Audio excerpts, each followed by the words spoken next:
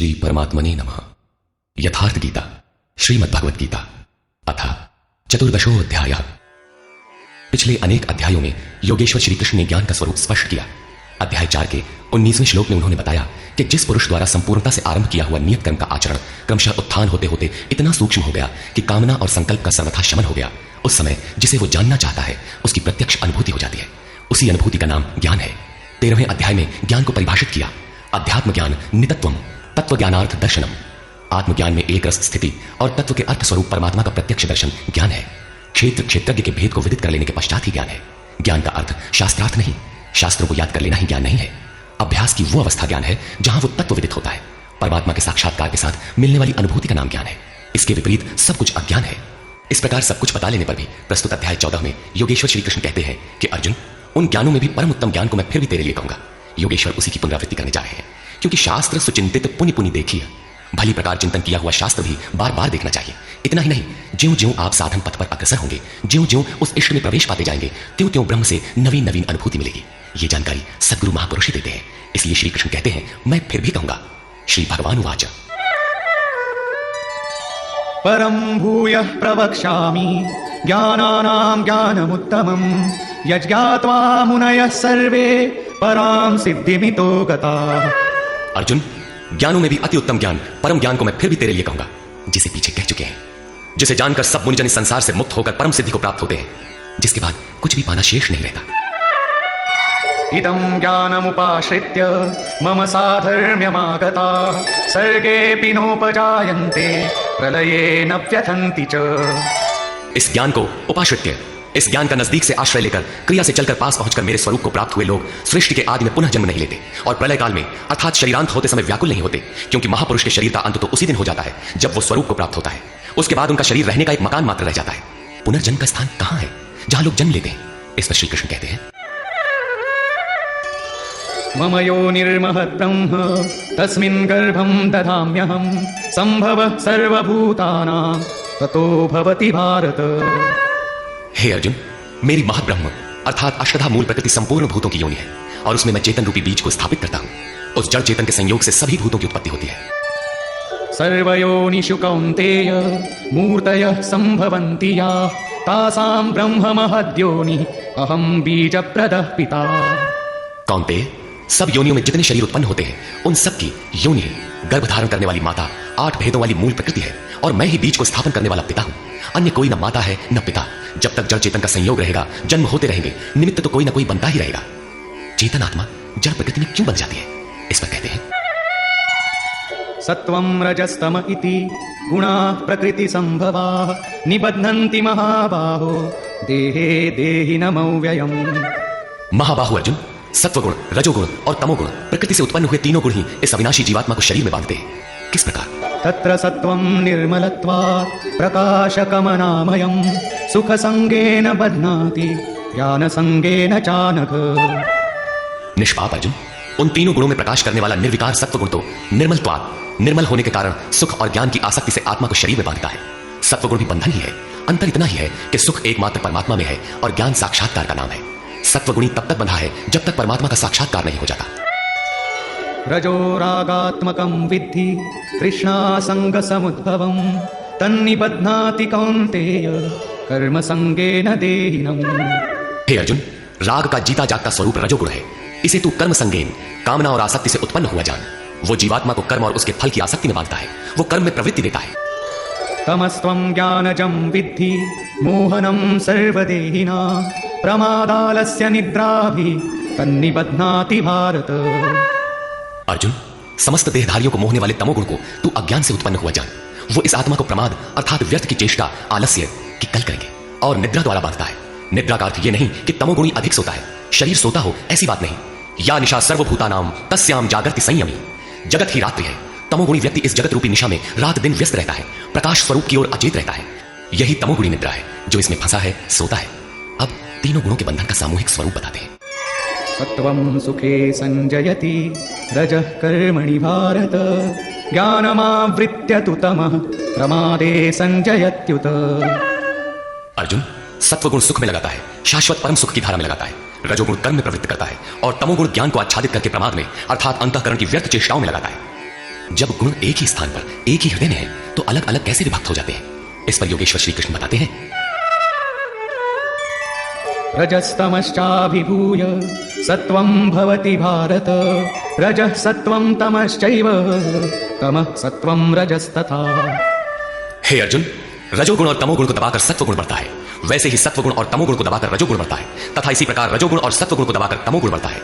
ये कैसे पहचाना जाए कि कब और कौन सा गुण कार्य कर रहा है? सर्वद्वारेषु देहेऽस्मिन् प्रकाश उपजायते, ज्ञानं यदा तदा विद्यात् विवृद्धं सत्वमित्युत। जिस काल में इस शरीर तथा अंतःकरण और संपूर्ण इंद्रियों में ईश्वरीय प्रकाश और बोध शक्ति उत्पन्न होती है, उस समय ऐसा जानना चाहिए कि सत्वगुण विशेष वृद्धि को प्राप्त हुआ है, तथा लोभः प्रवृत्तिरारम्भः कर्मणां शमः स्पृहा, रजस्येतानि जायन्ते विवृद्धे भरतर्षभ। हे अर्जुन, रजोगुण की विशेष वृद्धि होने पर लोभ, कार्य में प्रवृत्त होने की चेष्टा, कर्मों का आरंभ, अशांति अर्थात मन की चंचलता, विषय भोगों की लालसा, ये सब उत्पन्न होते हैं। अब तमोगुण की वृद्धि में क्या होता है? अप्रकाशो प्रवृत्तिश्च प्रमादो मोह एव च, तमस्येतानि जायन्ते विवृद्धे कुरु नन्दन। अर्जुन, तमोगुण के बढ़ने पर अप्रकाश, प्रकाश परमात्मा का द्योतक है, ईश्वरीय प्रकाश की ओर न बढ़ने का स्वभाव, कार्यम कर्म जो करने योग्य प्रक्रिया विशेष है उसमें अप्रवृत्ति, अंतःकरण में व्यर्थ की चेष्टाओं का प्रवाह और संसार में मुग्ध करने वाली प्रवृत्तियां, ये सभी उत्पन्न होते हैं। इन गुणों की जानकारी से लाभ क्या है? यदा सत्त्वे प्रवृद्धे तु प्रलयं याति देहभृत्, तदोत्तमविदां लोकान् अमलान् प्रतिपद्यते। जब ये जीवात्मा सत्व गुण की वृद्धि काल में मृत्यु को प्राप्त होता है, शरीर त्याग करता है, तब उत्तम कर्म करने वालों के मल रहित दिव्य लोकों को प्राप्त होता है, तथा रजसि प्रलयं गत्वा कर्मसंगिषु जायते, तथा प्रलीनस्तमसि मूढयोनिषु जायते। रजोगुण की वृद्धि होने पर मृत्यु को प्राप्त होने वाला कर्मों की आसक्ति वाले मनुष्यों में जन्म लेता है, तथा तमोगुण की वृद्धि में मरा हुआ पुरुष मूढ़ योनियों में जन्म लेता है, जिसमें कीट पतंगादि पर्यंत योनियों का विस्तार है। अतः गुणों में भी मनुष्यों को सात्विक गुणों वाला होना चाहिए। प्रकृति का यह बैंक आपके अर्जित गुणों को मृत्यु के उपरांत भी उन्हें आपको सुरक्षित लौटाता है। अब देखें इसका परिणाम। कर्मणः सुकृतस्याहुः सात्विकं निर्मलं फलं, रजसस्तु फलं दुःखं अज्ञानं तमसः फलम्। सात्विक कर्म का फल सात्विक, निर्मल सुख, ज्ञान और वैराग्य आदि कहा गया है। राजस कर्म का फल दुख और तामस कर्म का फल अज्ञान है, तथा सत्त्वात् संजायते ज्ञानं रजसो लोभ एव च, प्रमादमोहौ तमसो भवतो ज्ञानमेव च। सत्व गुण से ज्ञान उत्पन्न होता है, ईश्वरीय अनुभूति का नाम ज्ञान है। ईश्वरीय अनुभूति का प्रवाह होता है। रजोगुण से निसंदेह लोभ उत्पन्न होता है, तथा तमोगुण से प्रमाद, मोह, आलस्य अर्थात अज्ञान ही उत्पन्न होता है। ये उत्पन्न होकर कौन सी गति देते हैं? ऊर्ध्वं गच्छन्ति सत्त्वस्था, मध्ये तिष्ठन्ति राजसा, जघन्यगुणवृत्तिस्था अधो गच्छन्ति तामसा। सत्वगुण में स्थित हुआ पुरुष ऊर्ध्व मूलम, उस मूल परमात्मा की ओर प्रवाहित होता है, निर्मल लोकों में जाता है। रजोगुण में स्थित राजस पुरुष मध्यम श्रेणी के मनुष्य होते हैं, जिनके पास न सात्विकम विवेक वैराग्य ही होता है और न अधम कीट पतंग योनियों में जाते हैं, बल्कि पुनर्जन्म को प्राप्त होते हैं। और निंदित तमोगुण में प्रवृत्त हुए तामसी पुरुष अधोगति अर्थात पशु पक्षी, कीट पतंग आदि अधम योनियों को प्राप्त होते हैं। इस प्रकार तीनों गुण किसी न किसी रूप में योनि के ही कारण हैं। जो पुरुष गुणों को पार कर लेते हैं वे जन्म बंधन से छूट जाते हैं और मेरे स्वरूप को प्राप्त होते हैं। इस पर कहते हैं, नान्यं गुणेभ्यः कर्तारं यदा द्रष्टानुपश्यति, गुणेभ्यश्च परं वेत्ति मद्भावं सोऽधिगच्छति। जिस काल में दृष्टा आत्मा तीनों गुणों के अतिरिक्त अन्य किसी को करता नहीं देखता और तीनों गुणों से अत्यंत परे परम तत्व को वेत्ति विदित कर लेता है, उस समय वह पुरुष मेरे स्वरूप को प्राप्त होता है। यह बौद्धिक मान्यता नहीं है कि गुण गुणों में बरतते हैं। साधन करते करते एक ऐसी अवस्था आती है जहां उस परम से अनुभूति होती है कि गुणों के सिवाय कोई करता नहीं दिखता। उस समय पुरुष तीनों गुणों से अतीत हो जाता है। यह कल्पित मान्यता नहीं है, तथा इसी पर आगे कहते हैं, गुणानेतानतीत्यत्रीन् देही देह समुद्भवान्, जन्म मृत्यु जरा दुःखैः विमुक्तो मृतमश्नुते। पुरुष इन स्थूल शरीरों की उत्पत्ति के कारण रूप तीनों गुणों से अतीत होकर जन्म मृत्यु वृद्धावस्था और सब प्रकार के दुखों से विशेष रूप से मुक्त होकर अमृत तत्व का पान करता है। इस प्रकार अर्जुन ने प्रश्न किया। अर्जुन उवाच, कैर्लिङ्गैः स्त्रीन् गुणानेता अतीतो भवति प्रभो, किमाचारः कथं चैतान् स्त्रीन् गुणानतिवर्तते। प्रभु, इन तीनों गुणों से अतीत हुआ पुरुष किन किन लक्षणों से युक्त होता है और किस प्रकार के आचरणों वाला होता है, तथा मनुष्य किस उपाय से इन तीनों गुणों से अतीत होता है? श्री भगवान वाच। प्रकाशं च प्रवृत्तिं च मोहमेव च पाण्डव न द्वेष्टि संप्रवृत्तानि न निवृत्तानि कांक्षति। अर्जुन के उपर्युक्त तीनों प्रश्नों का उत्तर देते हुए योगेश्वर श्री कृष्ण ने कहा, अर्जुन, जो पुरुष सत्व गुण के कार्य रूप ईश्वरीय प्रकाश, रजोगुण के कार्य रूप प्रवृत्ति और तमोगुण के कार्य रूप मोह को न तो प्रवृत्त होने पर बुरा समझता है और न निवृत्त होने पर उनकी आकांक्षा ही करता है, तथा उदासीनवदासीनो गुणैर्यो न विचाल्यते गुणा वर्तन्त इत्येव योऽवतिष्ठति नेङ्गते। जो इस प्रकार उदासीन के सदृश स्थित हुआ गुणों द्वारा विचलित नहीं किया जा सकता, गुण गुण में ही बरतते हैं, ऐसा यथार्थतः जानकर उस स्थिति से चलायमान नहीं होता, तभी वो गुणों से अतीत होता है। समदुःख सुख स्वस्थ समलोष्टाश्म काञ्चन तुल्य प्रिया प्रियो धीरस् तुल्य निंदात्म संस्तुति। जो निरंतर स्वयं में अर्थात आत्मभाव में स्थित है, सुख और दुख में सम है, मिट्टी पत्थर और स्वर्ण में भी समान भाव वाला है, धैर्यवान है, जो प्रिय और अप्रिय को बराबर समझता है, अपनी निंदा तथा स्तुति में भी समान भाव वाला है, और मानापमानयोस्तुल्यस् तुल्यो मित्रारिपक्षयो सर्वारंभ परित्यागी गुणातीतः स उच्यते। जो मान और अपमान में सम है, मित्र और शत्रु पक्ष में भी सम है, वो संपूर्ण आरंभों से रहित हुआ पुरुष गुणातीत कहा जाता है। श्लोक 22 से 25 तक गुणों से अतीत पुरुष के लक्षण और आचरण बताए गए कि वो चलायमान नहीं होता, गुणों के द्वारा विचलित नहीं किया जा सकता, स्थिर रहता है। अब प्रस्तुत है गुणों से अतीत होने की विधि। मां च यो व्यभिचारेण भक्ति योगेन सेवते सगुणान् समतीत्यैतान् ब्रह्म भूयाय कल्पते। जो पुरुष अव्यभिचारिणी भक्ति द्वारा अर्थात इष्ट के अतिरिक्त अन्य सांसारिक स्मरणों से सर्वथा रहित होकर योग द्वारा अर्थात उसी नियत कर्म द्वारा मुझे निरंतर भजता है, वो इन तीनों गुणों का अच्छी प्रकार उल्लंघन करके पर ब्रह्म के साथ एक होने के योग्य होता है, जिसका नाम कल्प है।